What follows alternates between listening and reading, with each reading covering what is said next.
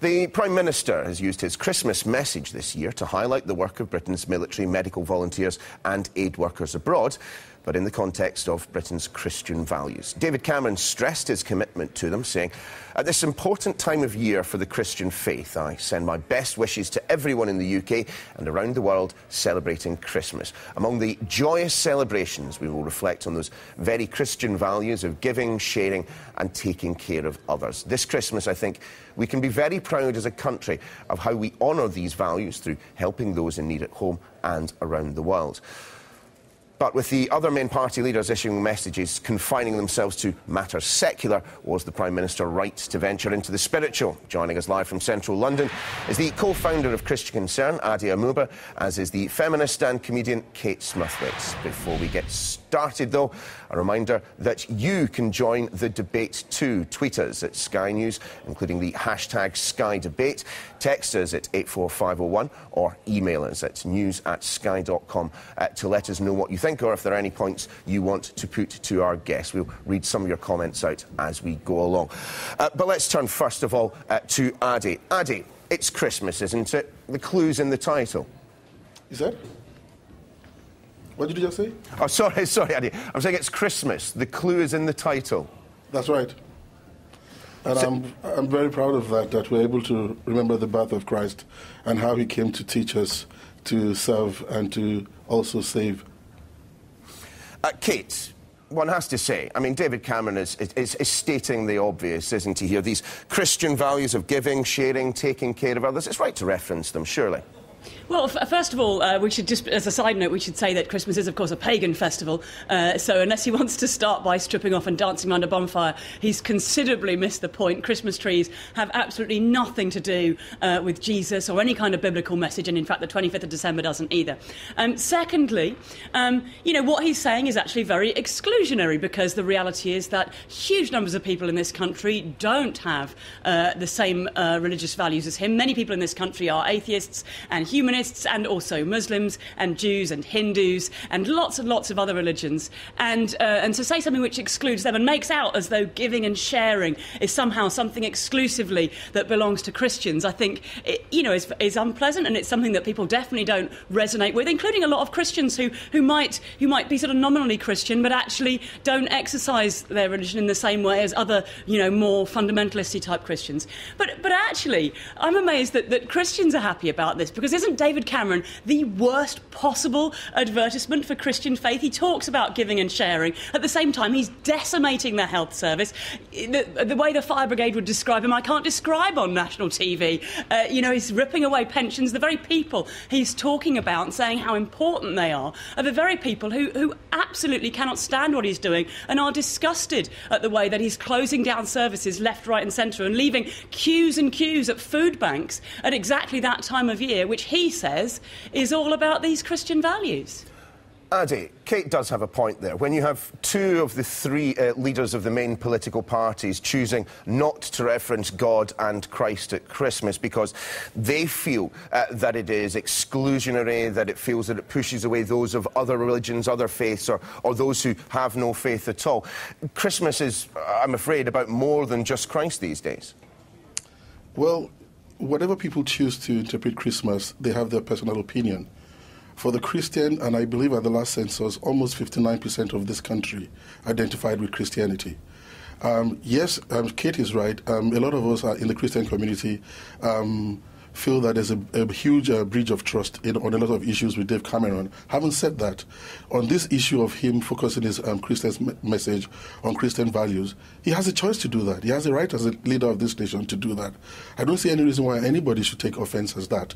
He has not asked that. I don't think he's implying in any way that other faiths are not being respected or accommodated.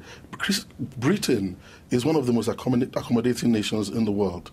It has taken love your neighbor as yourself to greater heights, even at times to its own detriment. And this country has to be proud of that. And if the leader of this nation chooses to take, at this time of a great celebration for Christians, to acknowledge the contribution historically and even locally, nationally and globally of Christians to helping and shaping the values of any nation and people, we should be proud of that. I don't see see anything wrong with that. If the other leaders of the parties choose, like they've done, to give a message which is more secular, they have a choice to do that.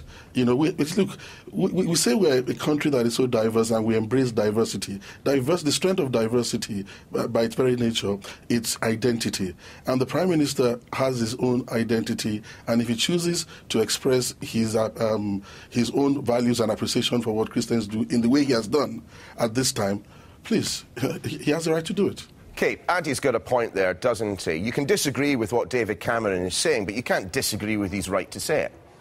Well, if he was to say, which is not what he said, if he was to say, for me personally, I like to go to church and I believe in, you know, the Bible, etc., etc., then absolutely that's his thing to say. But that's not what he's saying. He's saying these Christian values are being shown by our armed forces overseas. Well, hold on a minute. Lots and lots of people in our armed forces are not Christian. A lot of them belong to other faiths and to none. But that's what he's saying is... Kate, that doesn't mean that you can't see Christian values in them. You don't have to be Christian to have Christian values, and a Christian can say...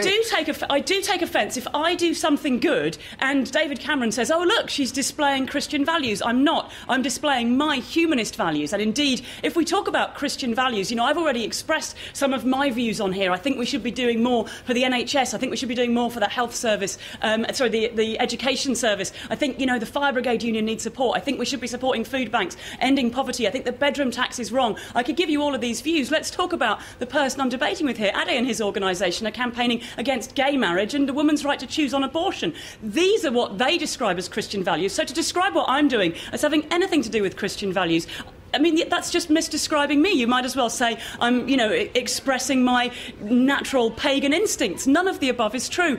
I'm a person who is an atheist. I follow science, and I think it's amazing, and I think in the 21st century, religion is over, and it's great news for all of us, because we can move forward and not be tied to what it says in a book that was written hundreds of years ago, but use our own moral compass to find what's right for us in the 21st century. And I think that's what's brilliant about Britain, not the idea that we're tied to a historical religion that is, quite frankly, outdated.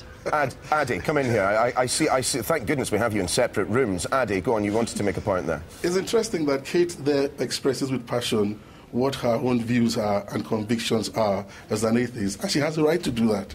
I don't see the reason why when somebody else who has those same passion as a Christian and values what the Bible teaches and sees it reflected in different parts of the country, we also have that right to express that, you know. And if the Prime Minister decides at this time to do that, he has embraced other faiths, other styles in the past, like she said, whether it's on issues of abortion or homosexuality.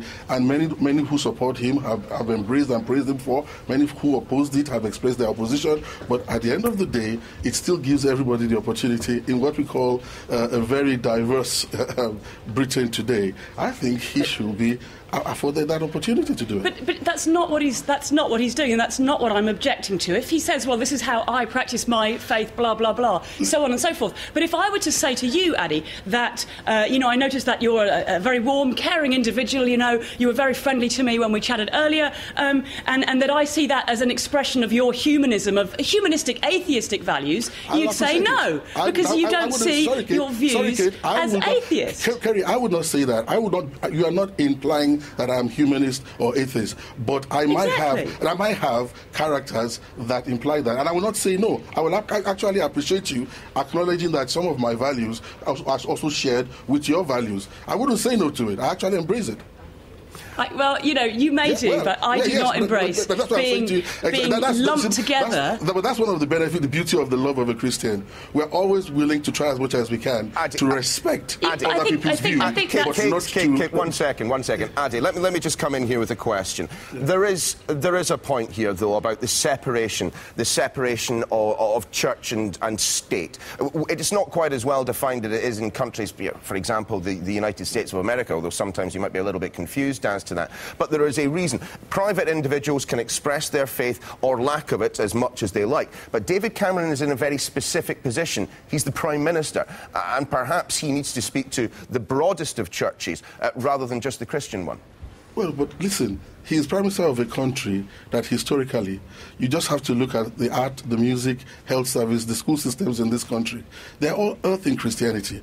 Even the infrastructure of the Houses of Parliament or Buckingham Palace or around us almost speak Christianity. The law, the culture. I come from Nigeria. I've become a Christian because of missionaries from this country, you know, through maybe the King James Bible, coming there to reach out to my grandfather, my father, and then me, and now my children.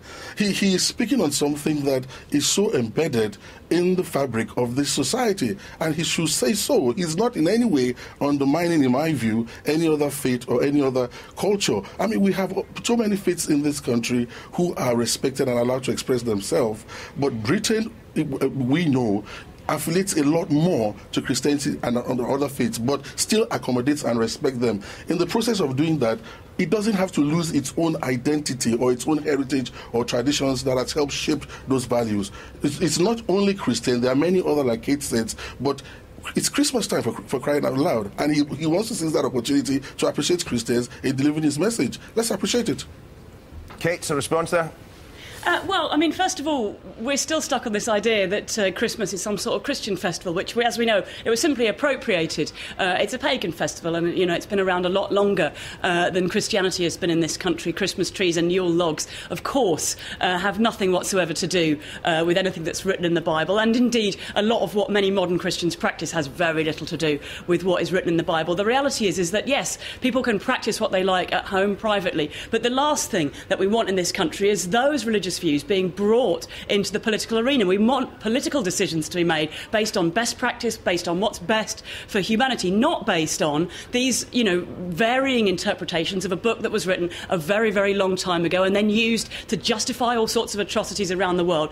There's a very frightening history to what's happened when religious doctrine has fed into politics. And in actual fact, you know, we can talk about, oh, you know, Christianity and Christian values and how they bring people together. But, you know, are we going to go and talk about that, you know, on the streets of Belfast, where for decades, you know, even within Christianity and different factions of Christianity, there's been violent conflict and thousands of lives lost. I don't think that this is what we should be leading with politically. What we should be leading with politically is what's best for the country. And for the record, that has nothing in common with what David Cameron is doing right now, closing down our health things, taking money out of education, taking money out, closing down Sure Start centres, taking money out of all these important services, leaving people on the streets, leaving people homeless and hungry at Christmas. If this is his idea of Christian values, then we are much better off without them, and much better off focusing on human values, like looking after people around us. Kate, I'm going to have to ask you both to leave it there. Kate, Ade, do me a favour, be it a humanist hug or a Christian hug. You two, after this debate, go away from the cameras and hug it out, please. And a very Merry Christmas, however you celebrate it, to both of you. Happy Winterval.